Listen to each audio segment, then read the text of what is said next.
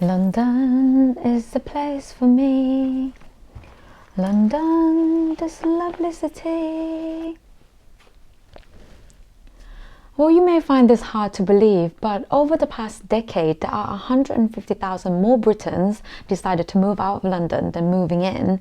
This moving out of the city thing doesn't only happen just only in London, but if you look around the world, really, in the US as well, there are more and more people moving out of big, expensive cities such as New York and LA and to go somewhere else. For different reasons, of course. So I guess the question is then, why do people move out of London?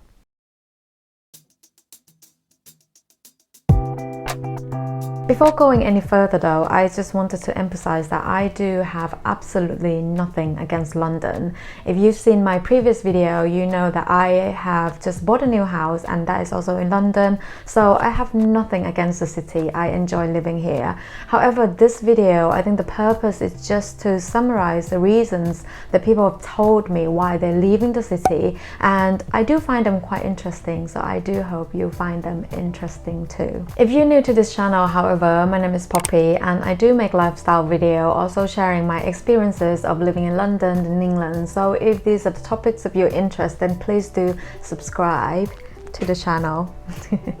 The very first reason which we need to mention, and that comes as one of the top reasons why people are moving out of London, and that is the house prices. London is notorious for its high house prices comparing to other part of England or other part of the UK. On average, a house price increase in London is around 6% annually, but if you're looking at areas such as Islington, Kensington or Chelsea, those are very expensive areas, and with those areas you can expect the house prices to increase right around 10% up to 16% a year, with the salary increase of full-time workers of around 2.7% annually.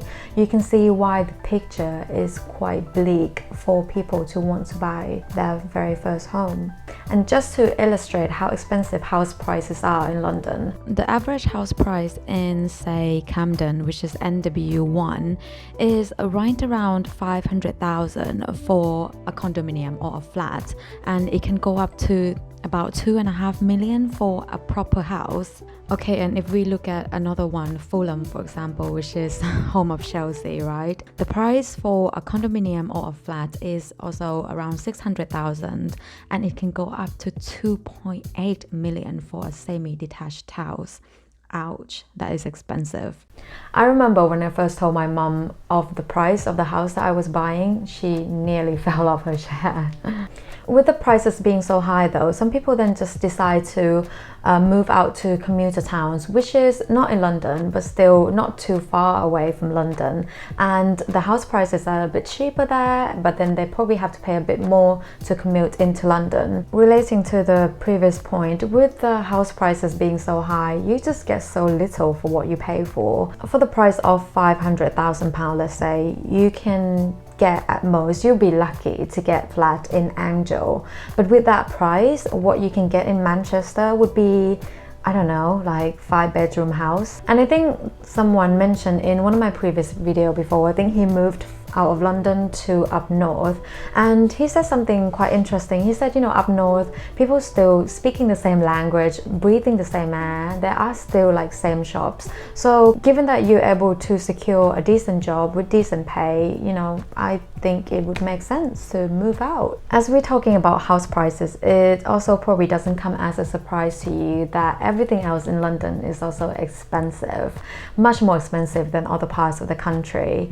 So I'm always amazed every time I go out of London. I always say to myself, oh my god, everything was so cheap.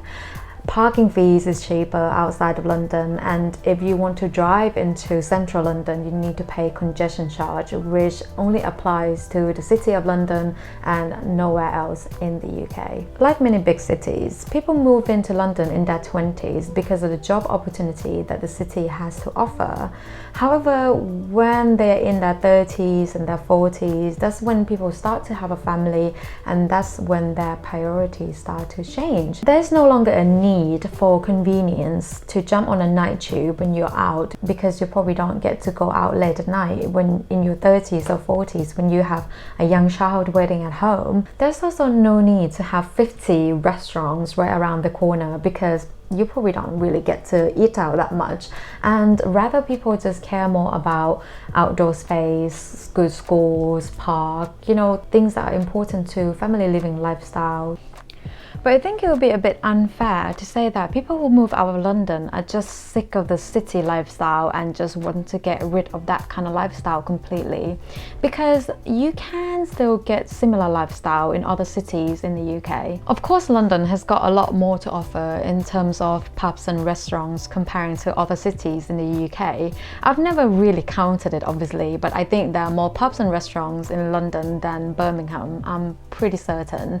However, these numbers, I think, kind of go to waste if you don't use it. London in itself is very big, because you have the original London, which is City of London. However, as the years go by, more and more people migrating in the city has expanded, and now we have this region called Greater London, which is now part of London region. So yeah, London itself is very big, and it could get you more than an hour to get from part A to part B. So most of the time people just go to the same areas and same places due to the commute. I mean, in my 4 years of living in London, I have probably walked around the South Bank once a year. So me living in London doesn't really mean that I get to see London more than anyone else who are living outside of London. And a few years ago, I visited one of my best friends who lived in Birmingham at the time, and we had a night out, and for me, I just got the same kind of city vibes, city feeling. So,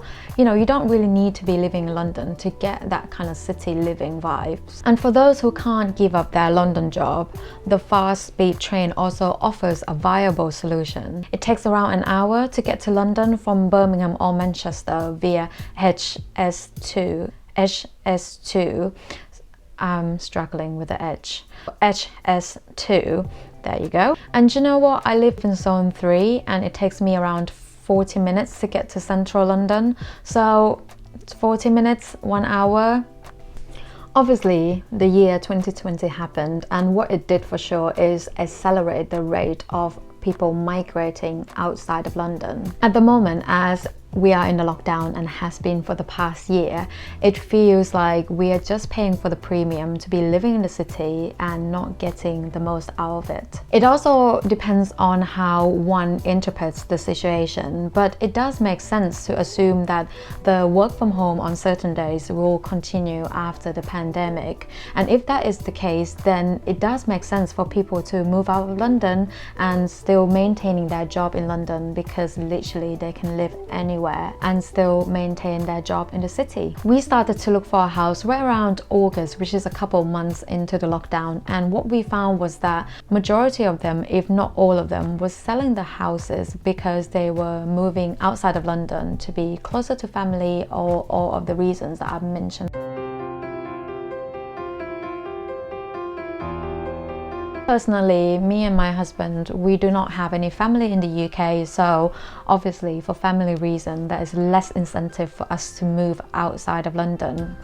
And in terms of career-wise, I don't feel like I am where I want to be yet. So London, I am not done with you yet, but in the next 5 years, who knows? I would like to hear your thoughts on this, guys. If you're someone who has lived in London before and moved out, or if you're someone who is thinking about moving out of London, I would like to hear your thoughts too. As always, thank you so much for watching, and if you find any value in this video at all, please do subscribe to the channel and hit that like button. That will really make my day. Thank you so much for watching, and I'll see you next week. In the meantime, please do take care of yourself. Bye.